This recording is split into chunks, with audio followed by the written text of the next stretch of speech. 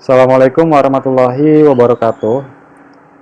Perkenalkan, nama saya Rizky Mustafa sebagai salah satu mahasiswa Universitas Nasional.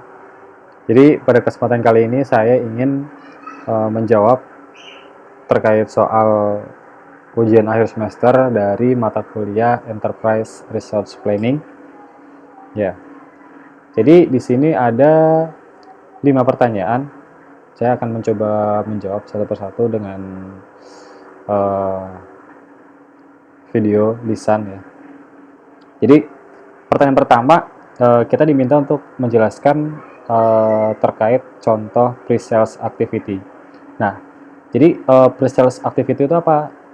Yakni aktivitas sebelum menjual atau ya sebelum produk itu menjadi benar-benar menjadi project dari sebuah perusahaan ya. Nah, jadi contohnya gimana, apa aja yang harus dilakukan dalam tahapan pre-sales ini.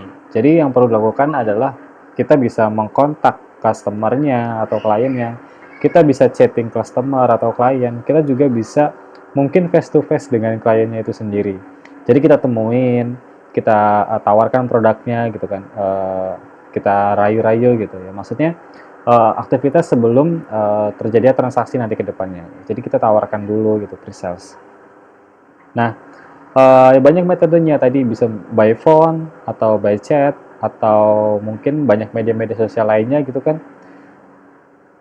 Bisa juga kita bertatapan langsung gitu.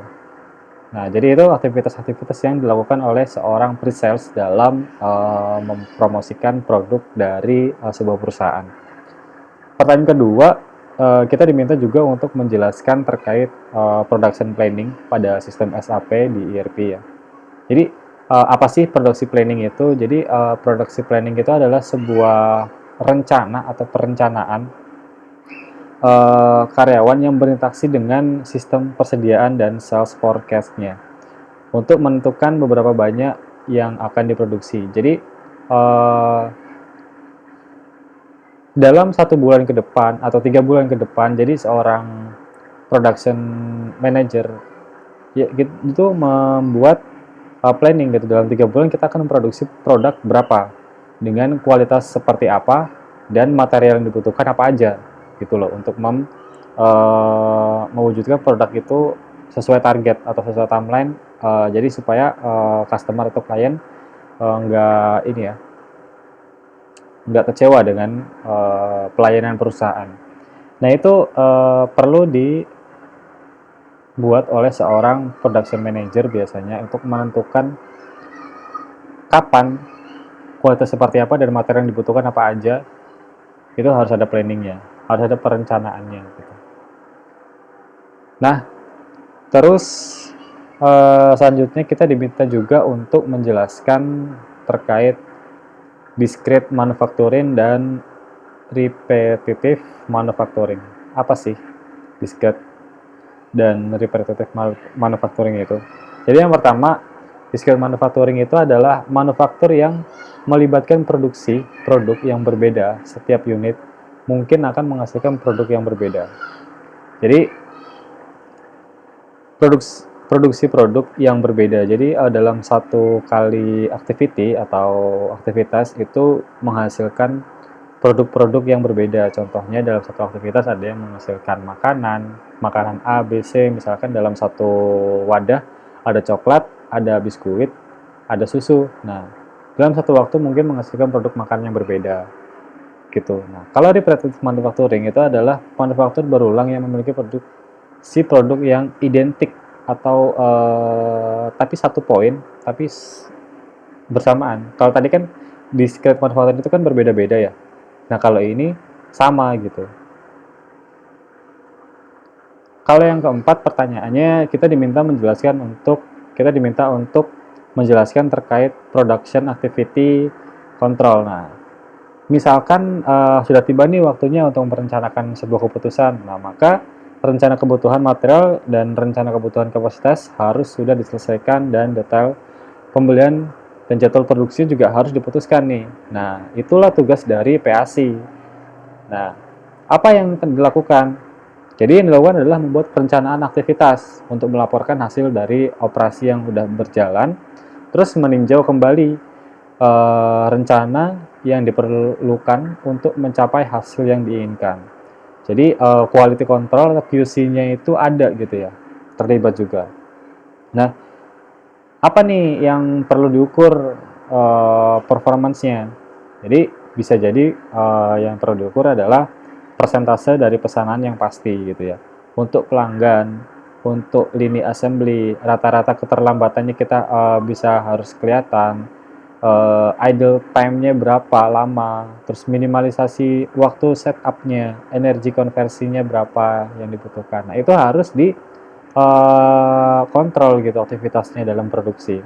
Nah, poin kedua yakni manajemen panjang antrian. Jadi, manajemen panjang antrian itu apa? Manajemen panjang antrian itu adalah antrian berisi item-item yang menunggu untuk diproses di workstation atau work center-nya. Jadi, tujuan dari manajemen panjang antrian adalah mengontrol lead time dan WIP dan mendapatkan utilisasi full dari bootlet atau work center-nya. Nah, material dari antri itu hanya sejam pekerjaan dan mungkin biasanya direncanakan pada aliran proses ini untuk menghindari downtime dari suatu sistem gitu. Jadi sebenarnya ya balik lagi ke planning tadi ya.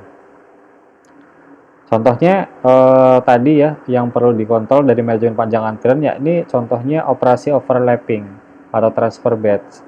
Jadi dari batch 1 ke batch 2 berapa lama? Ada idle apa enggak? Idle time-nya ada atau enggak? Atau kalau ada berapa lama gitu. Nah, terus poin selanjutnya yakni tentang operasi splitting-nya gitu. Nah, operasi splitting itu adalah secara skematis digambarkan